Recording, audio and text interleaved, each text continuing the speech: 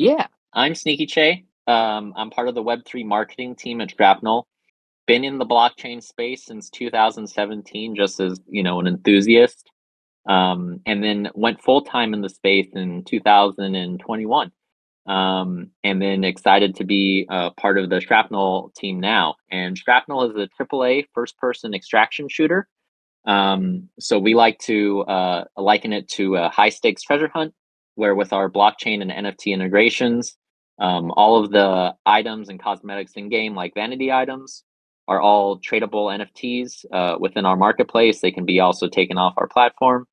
And then we have these awesome creator tools for UGC for our players to actually customize and personalize the Shrapnel universe, and in turn be rewarded for that contribution through token incentives and other things. So excited to be here, guys. All right, amazing. So Oski, go ahead and shoot it. First question. Okay. Sneaky already did answer my first question.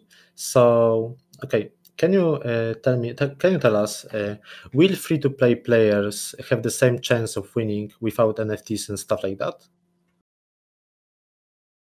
Yeah, so I think that's a really good point that you bring up, Oski, is that the scale at which we're trying to be, right? We're trying to be millions of concurrent players, deep penetration into the Web2 gaming market. So how we look at game design and building gameplay experience is really making it so that players have the same experience that they're having in any other game that's available right now in terms of competition. So it's about not having blockchain or NFT stuff be so prominent that it creates friction to the gameplay, because we understand that with our goals and vision, 99% of the player base isn't going to give a hoot about NFTs or blockchain and any of that stuff. So we are available in the Epic Games Store. You can go there right now and wishlist us. So if you're a normal casual gamer and you find us through the Epic Games Store, download our game. You can jump right into it and start playing without having to, own our NFT, having to set up a wallet, or do any of that stuff. But then ultimately, if you dive into the game, figure out that you like it and have fun, then we show you how blockchain just makes it makes sense as just a better experience that's empowered by the technology. For example, like you might be very familiar with being able to buy cosmetics and skins in something like Fortnite by using their in-game currency V-Bucks. You can do the same thing in our game, buy cosmetics or find cosmetics when you're playing the map. But different than Fortnite, you actually have true ownership of these vanity items because of the NFT integration. And so would it, like, for example, in Fortnite, if I wanted to have the skin that I own on my account, let my friend play with it, or, for whatever reason, I need a new account, I don't have the ability to, transfer that skin or exchange that skin, even though, quote unquote, I have, ownership of it. And so in our game, very similar to, how you're already familiar with games and skins and cosmetics, in the traditional sense, but very different is that now you will have full ownership of those assets, in terms of you have the ability to transfer those to different players. You can sell those directly on our marketplace, or you can even withdraw those from our platform, take them to a third-party marketplace, or what we're hoping in the future is to have an omni-chain presence where we're integrated into multiple games and universes. So you can take our assets and our vanity items and take them off of our platform, put them into another metaverse or game, and then play with those there as well. All right, that's very interesting. Good answer, nice answer. So a little bit different question. So now it's going to be about the team, about the management of the company. So what's the experience of the management in the games industry and crypto industry? Are those people with many other projects that they build, or this is just something that they first time building, and this is first experience? Yeah, no, thank you so much for bringing that up, Kyoto. And I'm not going to list through all of the accolades and accomplishments of our team because it'd be, a little bit too much. But they've won industry awards all the way from Emmys to BAFTAs, and we're very fortunate that our studio is based in Seattle. Currently, we have around 100 full-time employees.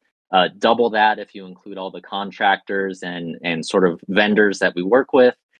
And we're very fortunate that our team has been on the precipice of pushing gaming forward since the early days. In terms of, these guys are OGs with titles and launches under their belts, such as the Halo franchise, Call of Duty franchise, BioShock.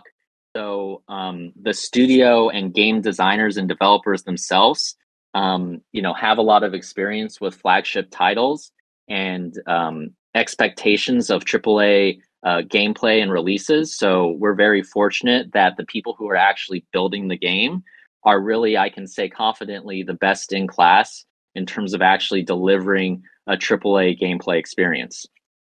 And that being said, it's actually funny because having these game designers who have 20 plus years building games, they know lickety split. They know nothing about blockchain and how to actually integrate blockchain solutions into game design and actually building a game. So we were sort of at this precipice where we have a lot of vertical knowledge of how to build a game, but then we want to have all this blockchain and NFT integration. How do we do that in a way that isn't disturbing the game devs of actually building the game? And so we actually had to go out and build our own infrastructure platform that we're calling GameBridge, and that's actually what's allowing us to plug GameBridge into our actual game design software, so that the blockchain and NFT stuff can be integrated there. And we're actually opening up GameBridge as an infrastructure product to other games and studios,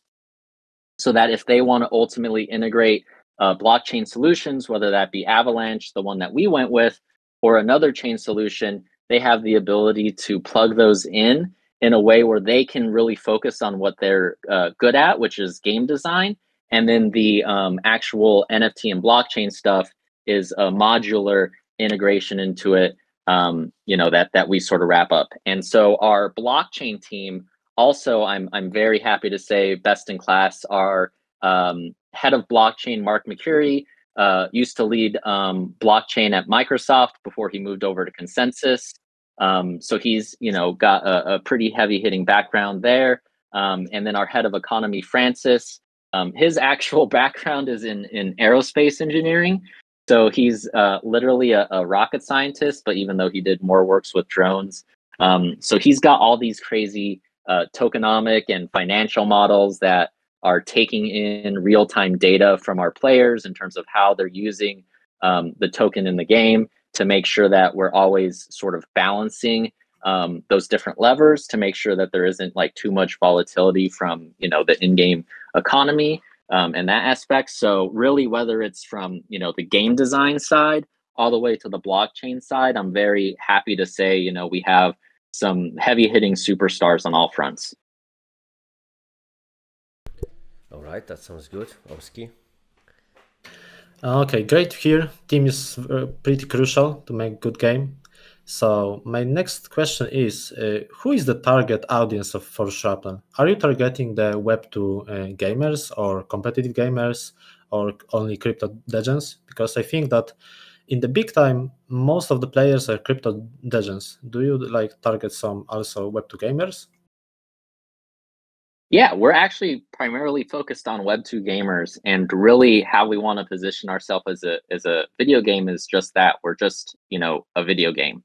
And so again, being available on the Epic Game Store, we're really trying to make the gameplay playable for everyone, regardless of your blockchain interest or, affinity. And then, the blockchain and NFT stuff is layered into that to just make the experience better and more enhanced than what was previously. So, looking at what our expectation is for scale, we want millions of concurrent users.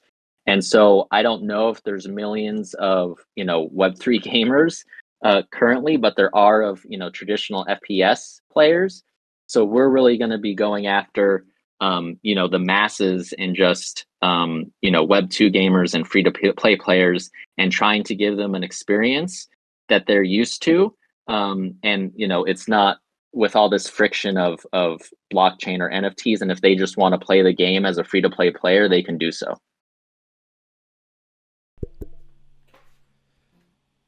Okay, thank you for your answer.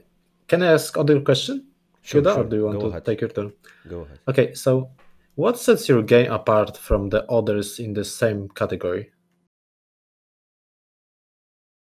Sure. I think there's a few parts to that. One is like in our space specifically as like the Web3 and blockchain integrations, I think our quality differentiates us. I can confidently say, we're probably in the top 3 teams in terms of pedigree, as well as history of execution in terms of the titles, accomplishments, and media that our team has been able to push out there over the last 20 years. So I'd say, from a Web3 and blockchain perspective, we're one of the highest quality games that's coming out. I think there's a few others as well that are super high quality.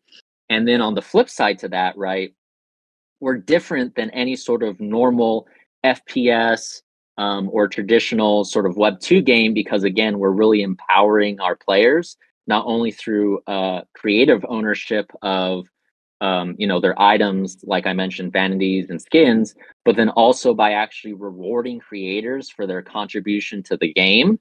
So, we have the insignia design tools so that different brands and IP and even players themselves can imprint their own personality and customization into the game by creating these insignias that can then be applied to gun skins, as well as, armor loadouts and actual armor skins as well. So you can actually, create these really actually magnificent works of art. And then within our marketplace, if other people ultimately want that skin, like, they want the official Bored Ape skin or, something else, then you can decide to sell that as the creator and ultimately get rewarded for those creations. And then, something that I'm most excited about is, similar in sort of the vein of Warcraft 3 and the BattleNet days, as well as, to modern day inspirations such as Roblox and Minecraft. We're really excited for UGC, user generated content from our community. So we're actually opening up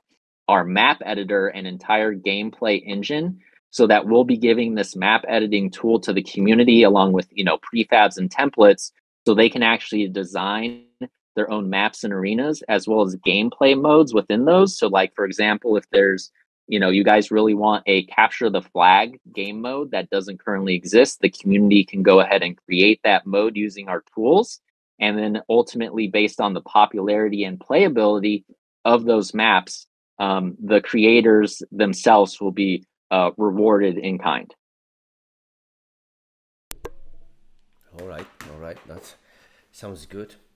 So my question is, now let's say a few words about token. So how do you want to manage to keep the token in right value? Because we know that in this play to earn in the gaming Web3 gaming industry, that's really hard to manage that. So what is your solution? Yeah, so our solution is we actually take a little bit of a different perspective to incentivization, and we actually call it play to own versus play to earn.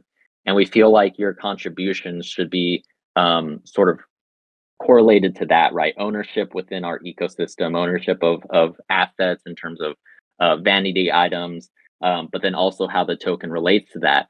And so, we've looked at a lot of different token models, and we ultimately decided on a zero sum gain token model versus like an inflationary model. So there is a hard cap of how many tokens we have out there in the world. And ultimately, we have a lot of levers within the game itself in terms of the marketplace that will be on the platform. And we'll actually be doing a lot of market making on the platform itself to provide some price stability, so that there will be, a cap and a floor on items so that it's within a range of value that we're ascribing. So, one day like a M4 gun, might be a certain price, but then the next day, because the shrapnel token, was super volatile, it's now 2 or 3 or 4 times that. No, that's not going to be the case. We're going to always be sort of the buyer and seller of last resort. So we're going to actually be market making on our platform to help cost adjust and set boundaries for which the actual in-game items that make the game playable are going to be within a consistent bound of value so that they aren't impacted by those token fluctuations.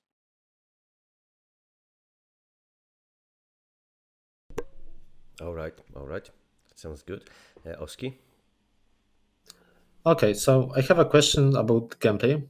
How do you compare yourself in terms of gameplay with Web2 competitions like Tarkov? And how far Web2 gaming is from Web3 gaming, including Shrapnel? Let's say Tarkov is 10 on the scale from 1 to 10, and how much points will you give to the Shrapnel right now?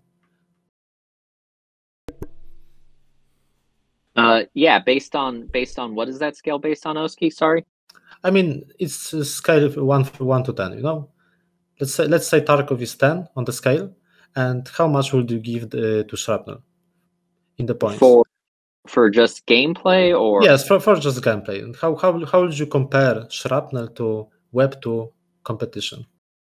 Yeah, so we're going to be like a 9 or a 10 on Escape from Tarkov, as well as the Division Dark Zone. So, extraction shooter, we like to akin it to a high stakes treasure hunt where, you're choosing your loadout, you're choosing the gear that you go into battle with. Ultimately, you can lose, that gear. And so, there's high stakes and high rewards. Ultimately, as a player, get to determine how much risk you want to take on during any single play session. So, if you want to just play very passive, ultimately leave the play session on the earliest extraction ship, then you can do so. But if you want to stay until the very end, when the most high value loot is getting seeded into the map, it's going to get a lot more risky and contentious because it's the end game of a play session, and players know that there's more high value stuff at stake. So it's going to be very similar to other extraction shooters where you go in with a certain loadout, you can extract gear, and that progression system is consistent. So you have that gear throughout your play sessions within the game. Okay, thank you. Okay, so let's go to the next question. Because in the FPS games there is a lot of problem with cheaters. A lot of FPS games have a problem with cheaters, and in Shrapnel I think that the death from the cheater will be even more painful. So what kind of anti-cheat measures have been implemented in the game? Yeah, great question. So anti-cheat and anti-botting is at the forefront of our priorities. We take a zero tolerance policy.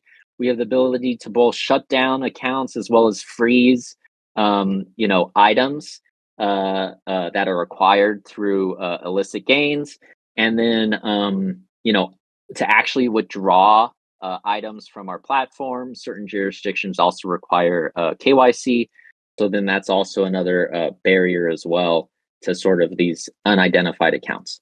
How we're actually combating anti-cheat and bots on the technology level is we have a multi-layered approach using state-of-the-art sort of solutions from both traditional Web2 games, but then also new age Burrito solutions incorporating AI and machine learning. So on sort of the traditional Web2 anti-cheat softwares, we're using both a combination of Zero-It Lab as well as Easy Anti-Cheat. For example, Easy Anti-Cheat is found in games like Apex Legends, Battlefield, Fortnite, as well as Gears of War. So, they're really, you're very familiar with them already with games and titles that you're playing now. But in addition to that, we're layering on new solutions such as AnyBrain, one of the platforms and technology solutions that we've partnered with, which is actually an artificial intelligence monitoring system. to detect non-human gaming and non-human behavior within gameplay. So it takes about 6 to 12 minutes to analyze a player's playing, and it can tell you if it's that player is not on his current account, if it's like a different player that's on there, if it's a bot based on how they're actually playing. And so we were just so impressed with AnyBrain's technology in terms of them demonstrating the solution of it was basically a 99.9% accuracy of being able to detect when botting or cheating was occurring compared to sort of a normal human behavior. So we're taking a multifaceted approach to ensure that our community can be confident that the gameplay sessions they have high integrity, because we do understand that again, having these assets be able to be transferable adds the level of value to them that are going to make the game targeted for botters, for cheaters, and we're really trying to create a pretty complex solution to combat that. Okay, thank you. That's great to hear, because I think that this is very important part, to do everything you can to have the best anti-cheats in the game, like Shrapnel, because it's FPS extraction shooter, right? So I have also the question about the player progression in the game. Like, how does player progression work in the game? Is there some kind of levels, like abilities, adjustments to the weapons and stuff like that? How do player progress through the game? Yeah, exactly. So there is progression both through your playable character and through the weapon system. And so the playable character itself, there's going to be a difference between operators that are NFTs and operators that are not NFTs, right? And so operators that are not NFTs, we're calling them contract operators. And these contract operators are free to play.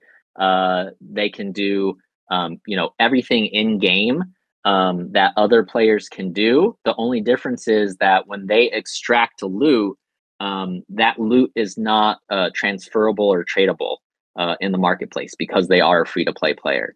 And so they'll actually need to get an operator NFT, extract that loot using, basically load out their operator NFT with that loot, go into the game, then extract that loot using their operator, and then it will be transferable and tradable in the marketplace. So that's sort of yep. Okay, go on. Yeah, and so that's sort of like the first way. But then on top of that, those operator NFTs that you're playing with also hold all of your progression and levels as you move throughout the game, so that if in the future you want to sell your account, quote unquote, you don't have to go through some black market third party site. You can actually sell with the operator character that you've been playing with, and that operator character will have all of the levels and progression that you've grinded in the game. So that if you're like a grinder and you just like to get characters to max level, you can do that, get rid of it to someone who might not have the same time to commit to the game, and then ultimately start over on a new operator to begin the progression with. Okay, nice. Thank you for you for your answer, Kido. Yes. Now a little bit different topic. So as you said, there is like 100 people in the team. Many people is building this nice project. So I think that's also very expensive. And I wanna ask you, what is your runway and how you wanna make money from the game? Like a more traditional way of selling it, or it's gonna be just from the tokens that's gonna pay for the team for all expenses. How does it look like in the project? Yeah, game is totally going to be free to play. Similar monetization model to other free to play games, where skins, cosmetics, vanity items, and user created content are really going to be the monetary system that drives the Shrapnel ecosystem. All right. All right. And how big is funding that you collected from the all the VCs, seed round, and everything? Yeah, great question. So we've raised over 40 million from traditional equity raises. We just closed on a $20 million Series A. I believe it was, last month. We also have a token as well. I believe, fully diluted market cap just crossed the 1 billion, threshold or something like that. So that's also a means for funding as well. And then also we have our main NFT collection operators that we minted in June of 2022, and we get royalties from there as well. Yeah. All right. So let's stay with that a little bit more, and I want to ask you about marketing because, as we know, marketing is the king, and we need good marketing to reach another people, to make it famous, to make it playable for everyone. So, what is your strategy for this main strategy for marketing? Do you wanna onboard some big streamers? Do you wanna go this direction and just put this game on everyone's computer and just watch it to play on Twitch and YouTube? How does it look like? Yeah, and thankfully, dovetailing off your last question, we've raised a lot of capital, so we have a very fortified balance sheet to move into our full relaunch and paid user acquisition. I think, our founders have a lot of perspective and history and understand how much money really takes to do an effective marketing campaign and spend on a AAA level game to really get that penetration and awareness, like you're saying, to gamers to try out and play the game for the first time. So we're taking a multi-pronged approach to this. On the Web3 side, you guys can see us on Twitter, in Spaces, Discord, all of that stuff. And we're partnering with people for Spaces, people for AMAs, content creators who are streamers, etc., specifically on the Web3 front. But then also in parallel with that, right, we're doing a huge traditional marketing campaign to both Web2 influencers and streamers. So, whether that's the biggest Escape from Tarkov streamer or the biggest FPS streamers across Twitch, YouTube, and TikTok, we will be engaging with them to, play our game and promote it to their audiences as well. We have a pretty big Twitch streamer, Myth, who blew up in the Fortnite days, who's officially part of our team. He gives us actual player feedback in terms of whenever there's an updated build that actually gets ported directly live to his computer, and he gives us real-time feedback on different updates to the physics or gameplay engine, whatever. He lets us know what he likes and what doesn't like in terms of what's feeling good. And then additionally, once we actually move toward early release and game launch, Myth is going to be one of our prominent influencers and content partners for actually getting it out there. So, we're going to be doing a large marketing campaign, not only to, the Web3 audience, which we've been doing already, but then also to the Web2 audience through both paid user acquisition and then also influencer and content creator. And then that's also not to say, not to leave out our awesome community, micro content creators and up and coming content creators. We're also going to give an avenue for all of our community members as well to almost be micro influencers if they so choose. And then they can also help promote and make awareness for Shrapnel game. All right, gotcha. Oski? Okay, so I still have a few questions about the game. So can you tell us something about minimal requirements and the recommended requirements for the game? I know that for gamers like me, this will be not a problem. But for crypto degens, it's a problem, They think that people do not have got enough PCs. So what are the requirements for the game? That's a great question. We haven't released the official specs required for the early release build. That information is going to be available on the Epic Game Store page once we do release it. So stay tuned, Oski. But it is going to be optimized primarily for PC desktop build, and we will be obviously trying to incorporate more platforms like Mac and console in the future. But for the first, it's going to be desktop PC, and the actual specs will be on the Epic Game Store once we have those released. Okay, thank you. And will the game have only matchmaking games, or there will be also custom games to play with friends only and stuff like that? Great question. I don't know at the beginning early release how much of those features will be available. Ultimately, at full public release, yes. I just don't know in the beginning. And to give you some more information on the early release that's coming in January 2024, it is going to be multiplayer, but it's only going to be solos. So duos and squads up to 4 will be coming either in later early access periods or at full release. But just for this beginning, it is going to be a multiplayer experience, PvP, but it is going to be solos. And we are only releasing one map to start. That's going to be our Japan map.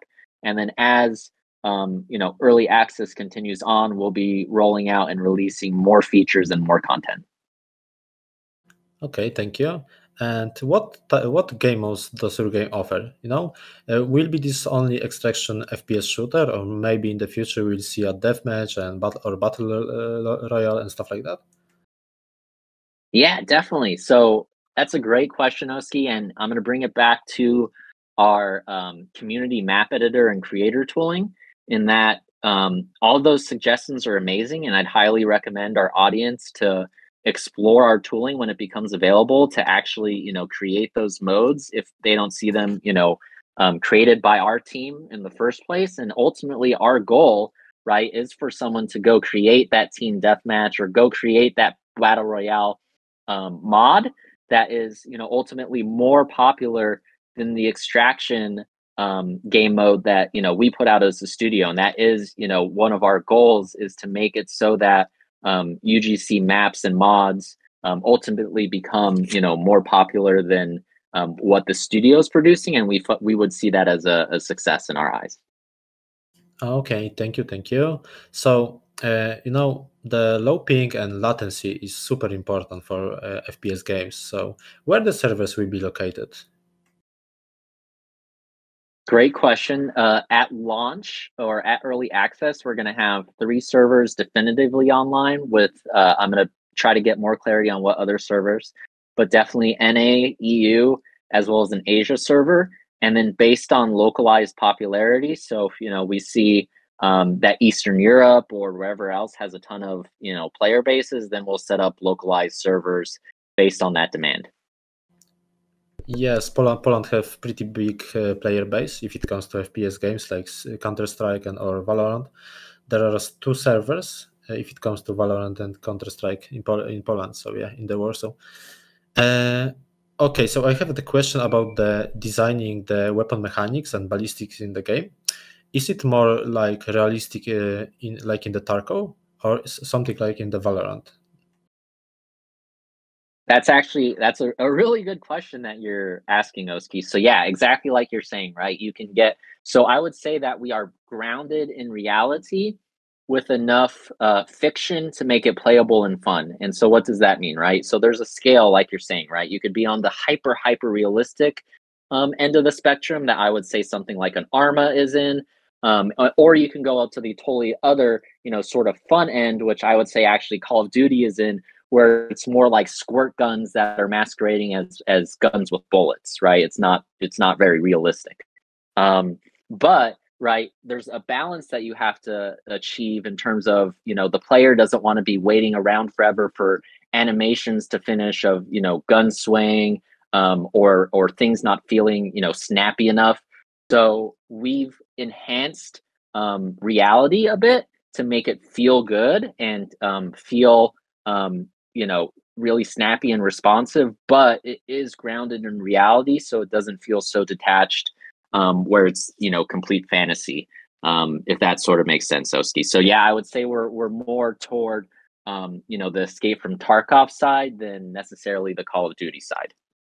Okay, thank you. That's great. Because from my experience, in order for a game to be fun, it should be easy to shot somebody, but also challenging one, like in the middle. So that's exactly what you said. Nice, nice. Now it's gonna be a little bit more a general question because as you see, Oski is a gamer. He knows the stuff, so he got the right question for the specifics of the game. And the question is, why do you think people will leave other games, other this type of games, to go and play Shrapnel? Why? What is better in your game than others? Why they should play it? Obviously, we want to make the game fun, right? If players come in and they aren't having fun playing the game, right, they're not going to want to continue to play the game or ultimately spend on the game, right? So first and foremost is creating a fun gameplay experience, and we do this through a few different ways, right? Our narrative and lore is very rich. So, our game isn't just sort of like a surface level story or world. It's very, very deep and rich in terms of the explorability of that and the storyline capacity of it. And we've, released some comic books as well as some short live action features as well. And ultimately in the future, we'd love to expand the IP through, movies or TV as well, things like that.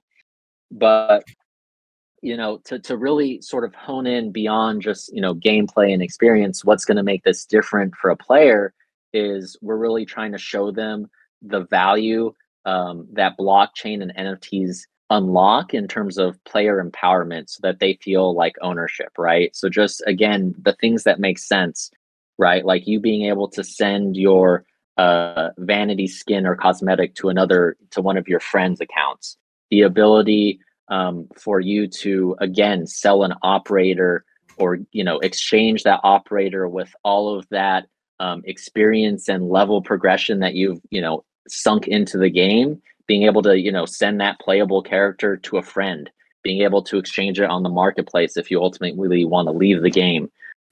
So having those features be available where they're not available in the traditional sort of Web2 FPS experience, we're hoping that is what really differentiates us beyond just gameplay being fun, because there's a ton of fun games to shoot people or ton of fun extraction stuff. So what's going to make us different is that the players are actually going to feel like they have ownership of the world that they're playing in.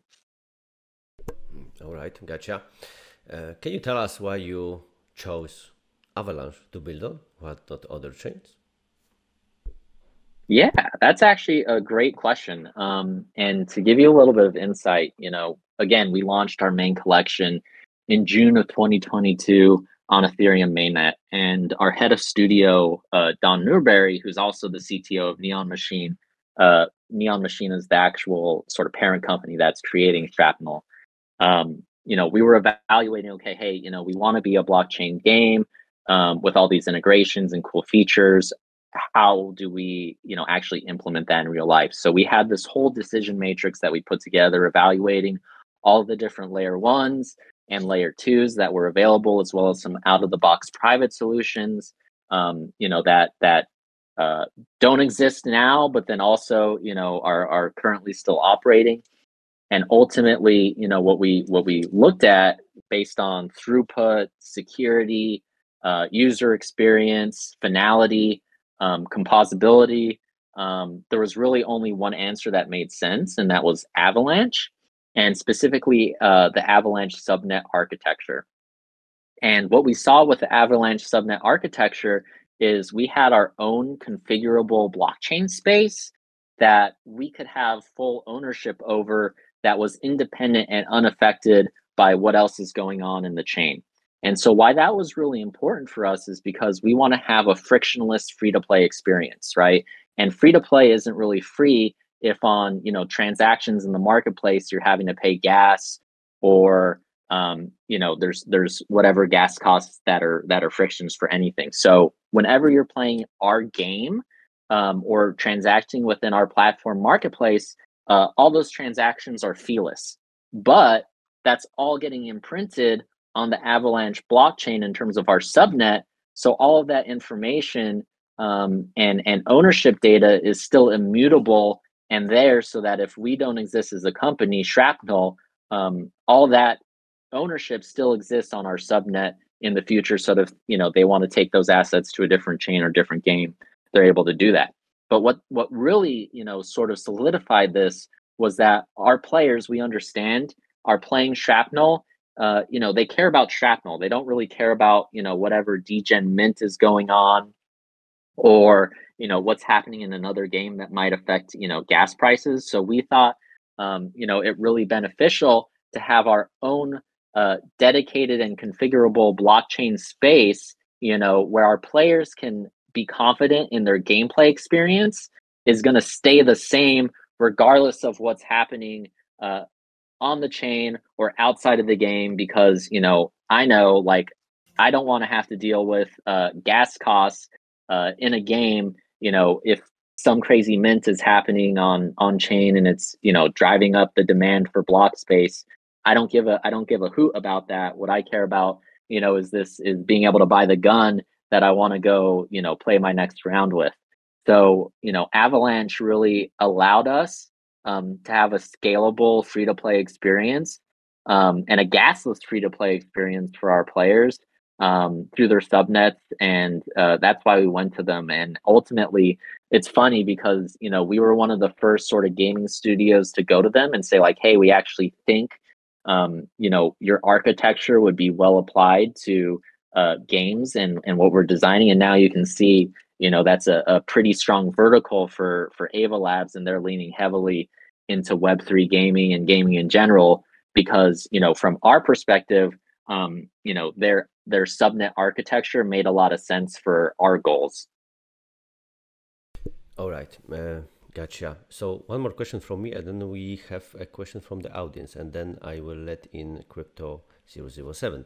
So the question is, and that's I think it's going to be very interesting answer. So we saw that TGE was in April and the listing was a few months later. What's up with that? Because that's unusual. Yeah, definitely. I think, just what, optics wise, it might seem unusual, but really, the TGE event, and really our token listing and launching have been done without like a lot of hype or fanfare. And that's been intentional in terms of, we're really trying to abstract sort of the speculation out away from, our utility token, and really focus on what it could be used for both in game and outside of the game. So that was sort of the reason why. And then ultimately, timelines and production cycles affected it, right? So token generation events, listing events are all sort of all hands on deck, sort of activations. So based on our development cycle, that's also sort of what guided us releasing those. And then ultimately, with our early access coming in January 2024, we want to have the SHRAP token be available so our players can actually use it in the game for all the cool features that we've talked about. So, we sort of had to have it come before the game. And then, also coupled with, our development cycle, that sort of led us to both the TGE event happening in April, and then ultimately the listings happening in November. Okay, gotcha. So now I'm letting in here one member from the audience. Oh, he should be here.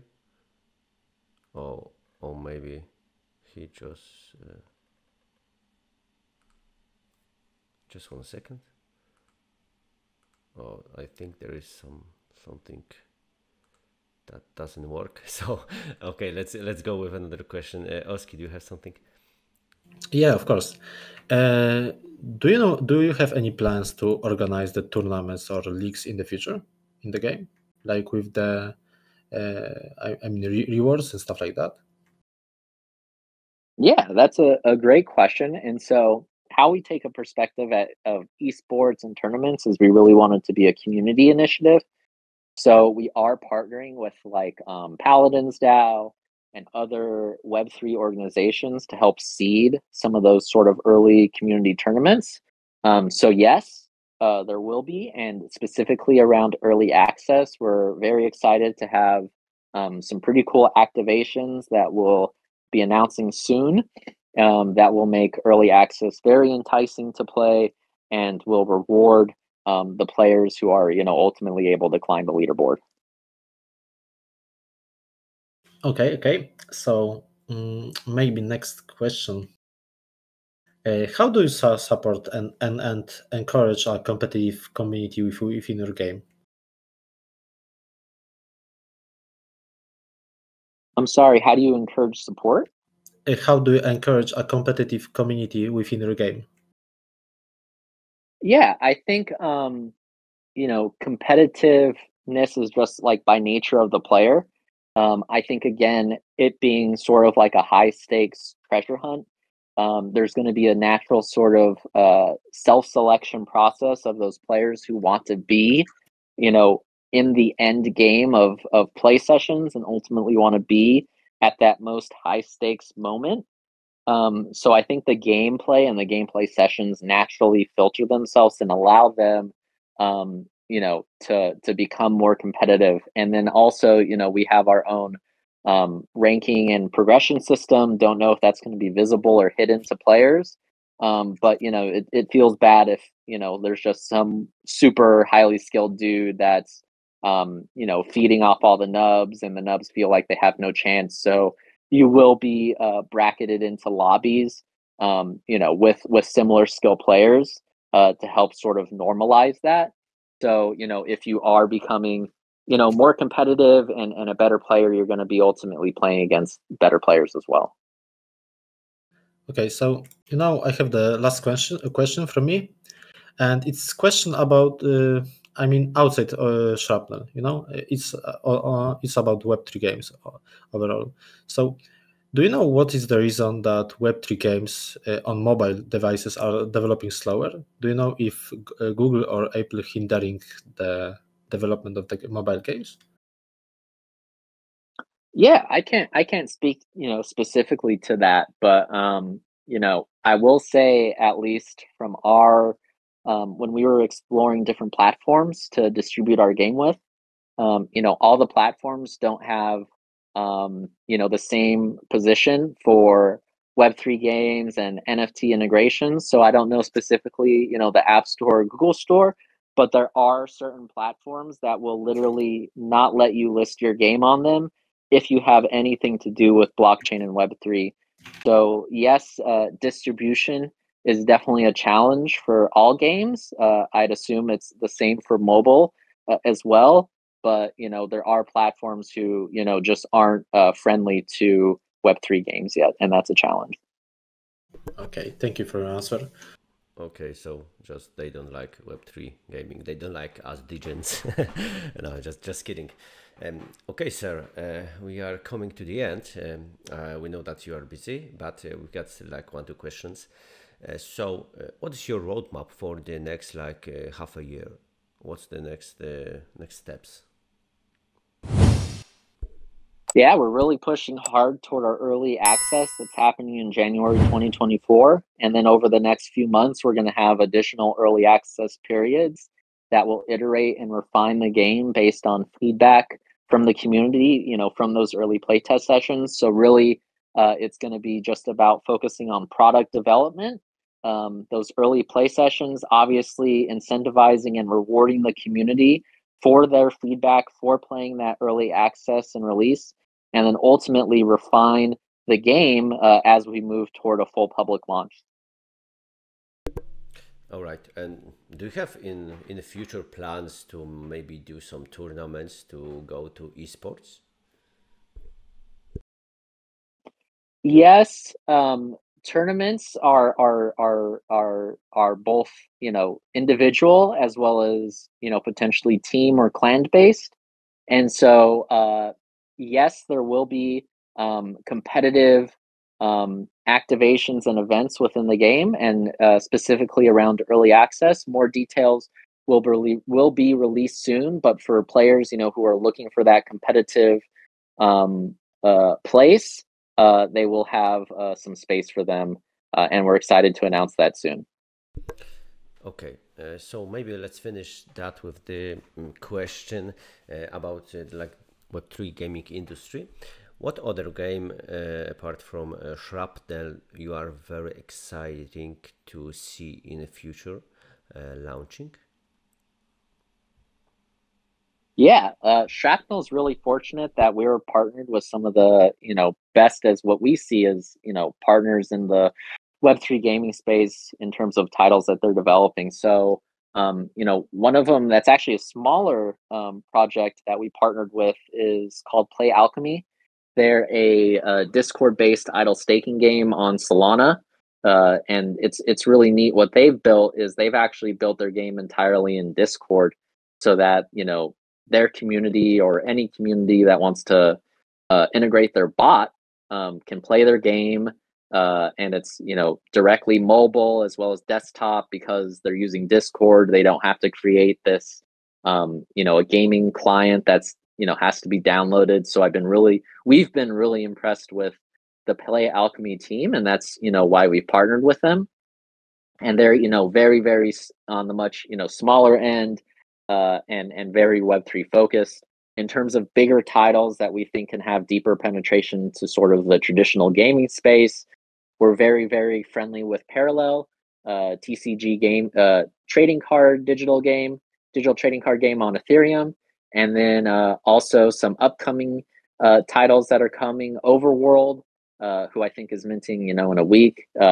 Very very strong team in terms of Jeremy, their founder, as well as their balance sheet that they've been able to raise, as well as Overworld and Paul. So there's lots of different games across different genres that we think really have a chance to put their gameplay first and have some deeper penetration just beyond the Web3 space. Nice, thank you for sharing that. Okay, so that's it from us. Is there anything you want to add and we haven't asked about? No, I don't think so. I think Kyoto, if we haven't already, like you said, we know that the Polish community are very strong in the FPS genre. We would love to have as many Polish players, in Shrapnel in early access. So even if we've done giveaways already, Kyoto, I'd love to do some more giveaways of those extraction packs to your community, so that we can get them playing Shrapnel early access when it does come out in January 2024. And again, all of the extraction packs, all 3 tiers, light, medium, and heavy, will get you access to play early access. The difference in them is the loot and items that are in each of the packs, and those loot and items will be essentially airdropped into your player inventory in game when they become available, and ultimately you can decide what you want to do with them. Either play with them, send them to another player, exchange them on our marketplace. But I think I'd love to do some more giveaways with you and your community, so that we can get more Polish FPS players into Shrapnel for our early access in January. Sure, that sounds amazing. So let's do that. Let's do that for sure. Okay, so that's it. I think you've got another meeting, so we can about this giveaway we can talk a little bit more on DMs, and then we'll pick a few people from the audience to have it. Is that all right? Let's do it, and we can do a few different giveaways. So we can do a giveaway to the people in this audience, and then maybe also for just your community in general who couldn't tune in. We have some time moving into January, so maybe we can do a couple of different types of giveaways. Sure, amazing. Okay, so thank you for the time. That was really a pleasure. That was great conversation. A lot of questions was answered, so I hope we can catch up in the future. Definitely. And then if the community has any more questions after this AMA, feel free to shoot me DM message or in our Telegram, and I'll be sure to get those answers for you. All right. Thank you. Thank you, Oski, for co-hosting it, and have a great day. For us, great night. Yep. Thank you, Kyoto. Thank you, Oski. And again, thank you everyone in the audience for coming out and learning more about Shrapnel. We hope to see you all on the battlefield soon. Thank you guys for today. All right, bye.